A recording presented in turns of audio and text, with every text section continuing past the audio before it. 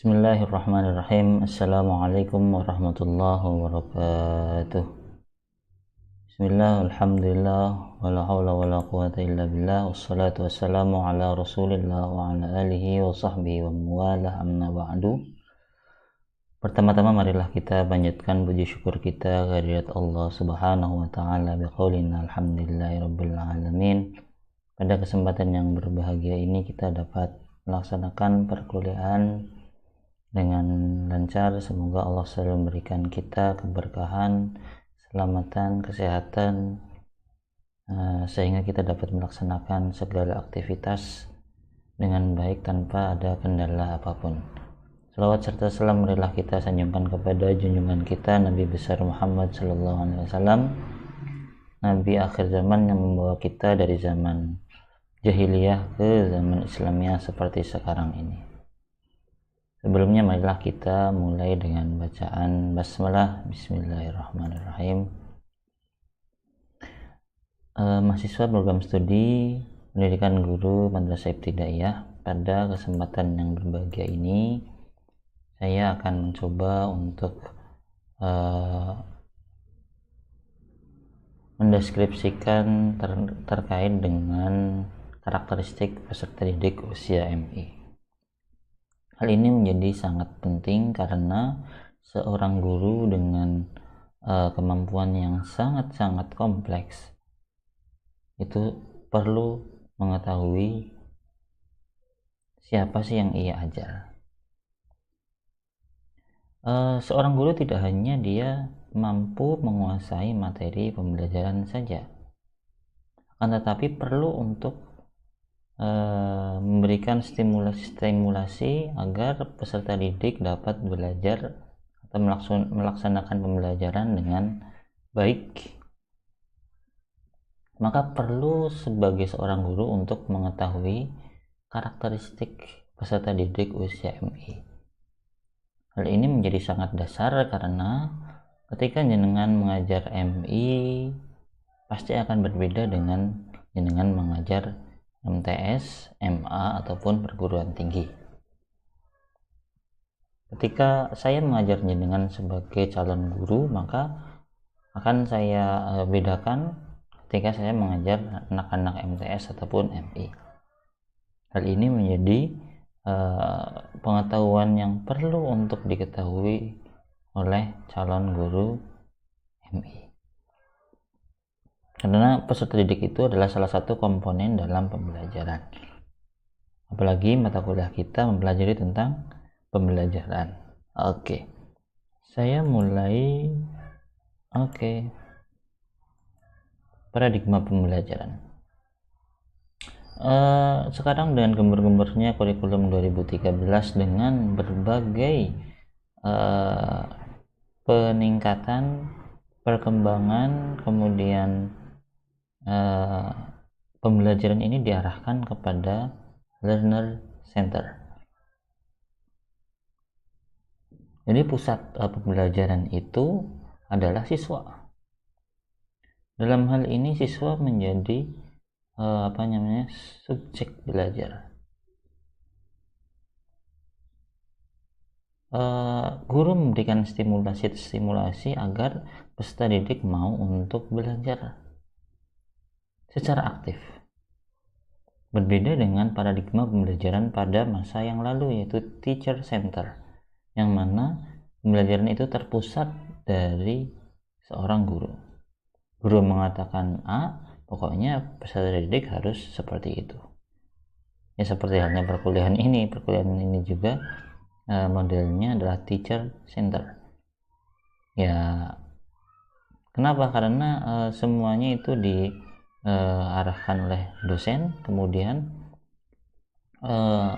walaupun demikian nanti pada suatu saat peserta didik atau jenengan atau mahasiswa itu ya mempunyai andil untuk memberikan masukan, memberikan saran, dan memberikan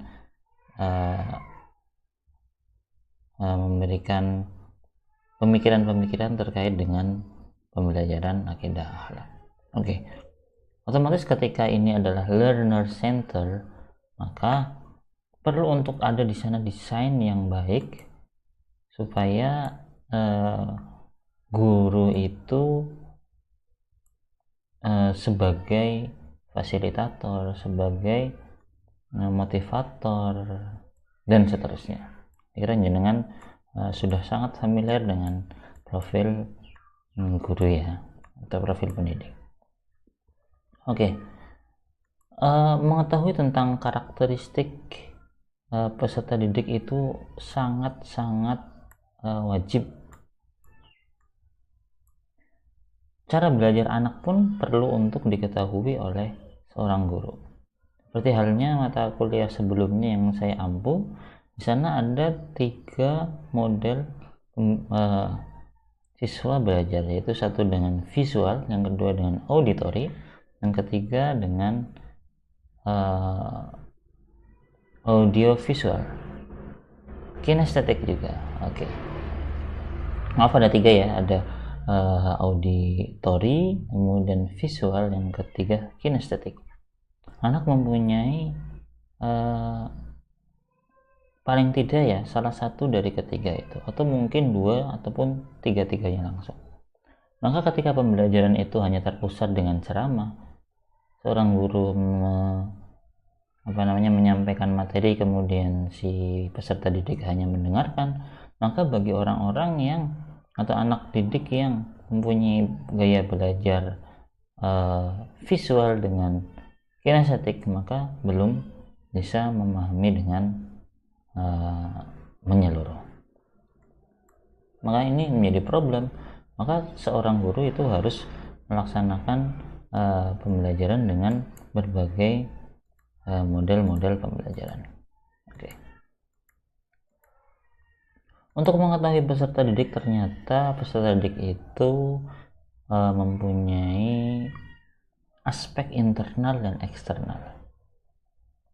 Secara garis besar, ketika peserta didik itu siap untuk belajar, ini internalnya ya, dan kemudian aspek eksternalnya yaitu dari guru dan lingkungan pembelajaran itu mendukung, maka pastinya akan terjadi pembelajaran yang baik. Berbeda dengan ketika peserta didik tidak mempunyai kemauan atau dalam dirinya itu kemampuan akal yang mumpuni, ataupun dia itu dari segi fisiknya tidak memadai, akan tetapi guru itu sangat sangat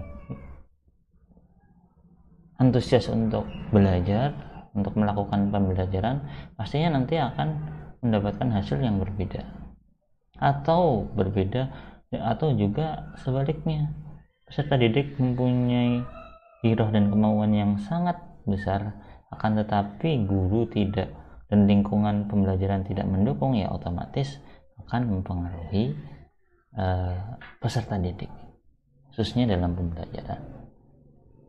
Dan nanti jenengan akan mengalami seperti itu. Ketika jenengan gundah di rumah, tidak mempunyai kemauan tinggi dalam pembelajaran, ternyata peserta didik sangat antusias, maka di sana mungkin ada beberapa hal yang akan terjadi. Bisa saja tidak termotivasi, bisa saja nanti pembelajarannya akan tidak terkontrol, dan seterusnya. Saya mulai dari aspek internal siswa.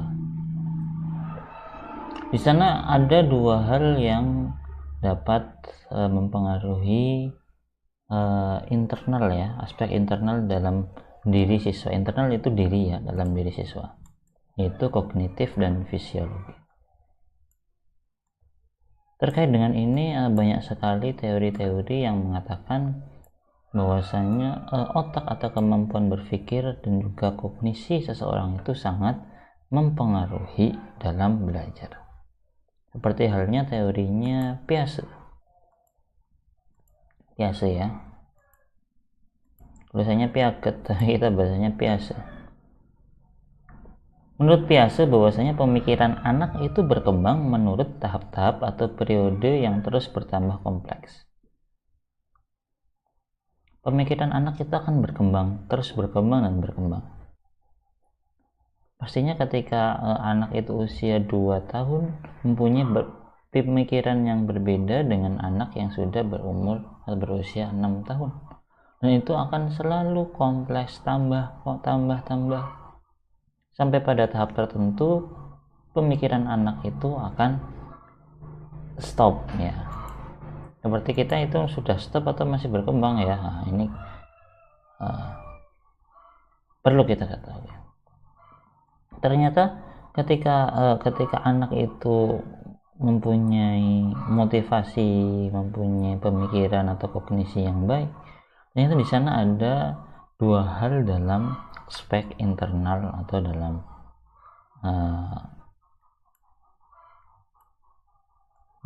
pemikiran anak, yaitu satu adalah skema, yang kedua adalah adaptasi. Apa sih itu skema dan adaptasi itu ya? Skema sendiri adalah potensi umum untuk melakukan satu kelompok perilaku. Potensi dalam diri siswa atau dalam peserta didik yang dimilikinya itu adalah skema ya. Potensi umum untuk melakukan suatu perilaku. Jadi kenapa ya? Karena setiap dari kita itu sudah mempunyai potensi, salah satunya adalah potensi berpikir, yaitu dalam sisi kognisi. Potensi ini perlu di sana itu ada adaptasi. Apa itu adaptasi itu? Struktur yang berfungsi untuk menerima lingkungan. Maksudnya ini apa ini? Ketika ada stimulus dari luar, otak itu akan melakukan adaptasi ya, untuk menerima informasi-informasi itu dari luar. Kemampuannya sudah punya itu ya skema. Kemudian di sana ada hal lain dalam berpikir adalah adaptasi. Yang sudah ada di dalam otak itu, kemudian untuk menerima informasi yang baru di sana ada adaptasi dalam berpikir ya, dalam pikiran seseorang ini. Oke, dalam proses adaptasi atau penyesuaian diri di sana ada dua proses yang saling melengkapi. Itu ada asimilasi dan juga ada akomodasi. Apalagi ini? Asimilasi adalah integrasi antar elemen-elemen eksternal dari luar terhadap struktur yang sudah lengkap pada organisme. Jadi ketika dalam ada informasi informasi baru ya yang diterima oleh otak, di sana ada integrasi itu adalah penyatuan informasi yang ada dalam diri anak, dalam diri seseorang itu dengan informasi-informasi yang ada dari luar. Ya pasti karena itu ya, anak itu tidak, ketika kita mengajar itu bukan ataupun tidak mungkin tidak mempunyai informasi sebelumnya. Contoh dalam pembelajaran akidah akhlak, pastinya mereka sudah mempunyai kemampuan berpikir, mempunyai landasan utama tentang akidah, kepercayaan ya.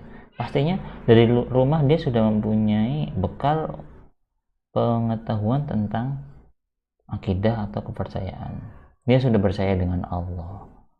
Maka untuk mendapatkan informasi baru tentang Allah, maka di sana ada proses namanya adaptasi. Adaptasi ini di dalamnya itu ada asimilasi, atau di sana itu integrasi ya, antara pengetahuan tentang Allah yang ia dapatkan dari keluarga dengan pengetahuan tentang Allah yang dia dapatkan dari guru. Terjadi integrasi, menyatu gitu ya. Kemudian setelah menyatu di sana ada proses namanya akomodasi, itu proses memodifikasi struktur kognitif. Ketika sudah terjadi satu peleburan antara informasi tentang Allah tadi di rumah atau di keluarga, kemudian dari informasi tentang Allah dari luar jadi satu integrasi, kemudian jadilah desain akomodasi itu memodifikasi, penciptakan langkah baru atau memperbaharui, menggabung-gabungkan istilah lama. Maka proses sudah jadi satu, kemudian dikait-kaitkan dengan informasi yang sudah ada dalam peserta didik. Maka di sini pastinya kita mendapatkan suatu konklusi bahwasanya setiap organisme yang ingin mengadakan penyesuaian ataupun itu adalah otak seseorang, ketika mendapatkan informasi dari luar atau dari lingkungannya, maka pastinya di sana ada keseimbangan. Keseimbangan apa? Yaitu keseimbangan dari dalam diri peserta didik dan juga keseimbangan dari informasi dari luar. Itu adalah proses proses peserta didik dalam berpikir. Bukan peserta didik saja, kita juga seperti itu. Maka apa ini implikasinya dalam pembelajaran? Ketika kita mengajar, jangan pernah dalam benak diri kita bahwasanya anak itu tidak mengetahui apapun. Pasti mereka itu punya pengetahuan tentang apa yang kita ajarkan. Contohnya tadi ya tentang tauhid ya, tentang tauhid kepada Allah, iman kepada Allah. Pastinya dia sudah mempunyai pengetahuan tentang Allah, walaupun dari keluarga. Allah itu satu, mempunyai sifat-sifatnya, mempunyai asmaul husna. Kemudian ketika guru itu mengajarkan tentang asmaul husna, secara asmaul husna itu banyak loh, ada 99. Sifat-sifat Allah juga ada 3, wajib, mustahil, dan jaiz. Kemudian dari sifat-sifat itu bagaimana dalam diri kita untuk menginternalisasikan sikap tauhid dalam diri kita itu bagaimana, dan seterusnya. Seperti halnya juga tentang etika atau akhlak ya. Tentang akhlak ataupun etika, pastinya mereka sudah bisa sudah mempunyai informasi tentang bagaimana cara tata krama ketika dia bertamu. Contohnya duduk manis dengan orang tua, jangan kemudian mengatakan sesuatu dengan ramah ketika dia mengambil makanan yang paling dekat, dan seterusnya. Pastinya dia sudah mempunyai pengetahuan tentang itu. Kemudian ditambah lagi pengetahuan dari guru untuk melengkapi pengetahuan yang ada dalam diri peserta didik. Oke. Ini ya tadi ya, biasa. Maka biasa ini ketika pengetahuan itu dan proses berpikir anak itu berkembang, maka di sana ada tahapan-tahapan dalam perkembangan kognitif anak. Usia 0-2 tahun sensori motor, 2-7 praoperasional, 7-11 tahun operasional konkret, 11 sampai dewasa operasional formal. Maka kalau kita ketahui bahwasanya usia MI itu adalah operasional konkret 7-11 tahun. Menurut Piaget ya, operasional konkret itu kemampuan apa yang sudah dimiliki anak ketika masa operasional konkret ini, yaitu antara 7-11 tahun. Itu adalah pengurutan. Dia mampu untuk mengurutkan objek menurut ukuran, bentuk, atau ciri lainnya. Bila diberi benda berbeda ukuran, maka mereka dapat mengurutkannya. Seperti halnya lah, mereka hafal tentang nabi dan rasul yang 25. ketika dia itu menghafalkan sesuai apa yang ia dapatkan dari pengetahuan keluarga ataupun PAUD, ketika masuk MI dengan urutan yang berbeda, maka dia akan akan kaget gitu. Contohnya ya, Adam, Idris, Nuh, Hud, Soleh, Ibrahim, Lut, Ismail, Ishak, Yakub. Tapi ketika dia masuk dalam MI dengan urutan yang berbeda, maka dalam dirinya dia itu akan mendapatkan informasi, loh kok ini berbeda, adaptasi tadi ya, loh kok ini berbeda dengan apa yang ia dapatkan dalam pengetahuannya di PAUD ataupun di rumah. Maka dalam hal ini anak akan mencoba mengadaptasi dalam dirinya. Dia akan tanya kepada gurunya, Bu Guru, Pak Guru, kok ini bisa berbeda urutannya dengan apa yang saya hafalkan di rumah. Karena secara konkretnya mereka dapat atau bisa mengurutkan sesuai apa pengetahuan awalnya. Klasifikasi. Ketika mereka dapat mengurutkan, dia juga mampu untuk mengklasifikasi sesuai dengan bentuknya, ukurannya, jenisnya.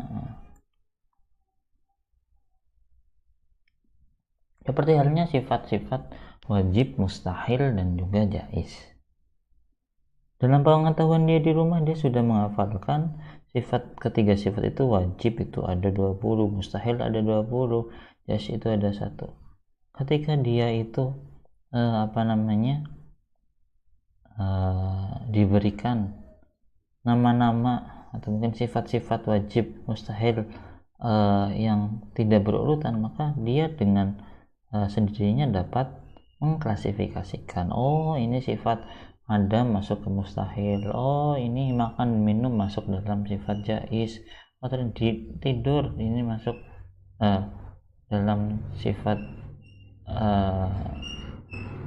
jais bagi Rasul. Kalau Adam tadi itu ya, Adam itu tadi sifat Allah. Jadi dalam hal ini maaf ya, saya kembalikan, di sana ada 3 sifat, ada wajib, mustahil, dan jais. Wajib itu ada 20, mustahil ada 20, jais ada 1. Contohnya sifat Adam masuk dalam mustahil. Kemudian sifat hayyan itu masuk dalam wajib. Terus kemudian Allah menciptakan sesuatu apa tidak, itu masuk dalam jais. Itu bisa mengurutkan dan juga mengklasifikasikan. Nah, ketika seorang guru memberikan hal itu kepada anak, itu mereka sudah mampu, ini anak-anak SD. Kemudian decentering, pelebaran perspektif. Maksudnya apa itu ya? Jadi mereka itu mampu mempertimbangkan beberapa aspek dari satu masalah untuk bisa dipecahkannya. Oke. Dia melihat satu pemikiran dengan gurunya ataupun berbeda pemikiran dengan gurunya, itu sudah pasti sudah mampu gitu ya, sudah pasti mampu anak untuk memikirkan hal itu.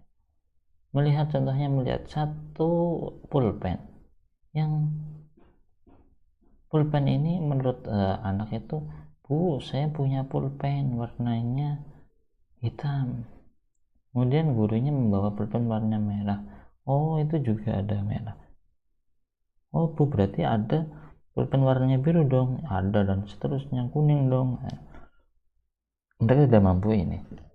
Reversibility, mengembalikan bentuk semula. Ini juga sudah bisa gitu ya. Oke. Maka dari hal ini ternyata secara teoritik anak sudah mampu. Kemudian dari segi eksternal itu di sana pengaruh dari luar. Ketika pengaruh dari luar berarti perlu di sana ada contoh. Siapa ya? Guru atau lingkungan sekolah. Perlu ada contoh atau modeling gitu. sangat mudah sekali dan sangat cocok sekali ketika anak itu melihat gurunya santun dalam bersikap, santun tapi tidak tidak menakutkan, itu dapat mempengaruhi siswa. Di sana ternyata ada ada pengaruh-pengaruh eksternal, ada atensi, retensi, reproduksi, dan motivasi. Hal-hal ini akan mempengaruhi anak dalam berpikirnya. Pertama kali itu adalah terkait dengan atensi atau perhatian. Ketika guru memperhatikan anak dengan saksama, pastinya itu akan menjadikan anak itu mempunyai semangat dalam belajar, ataupun juga retensi. Apa sih ini maksudnya retensi ini ya? Oke. Retensi, oke. Retensi itu dari kata-kata re dan tensi. Maksudnya apa ini? Nah,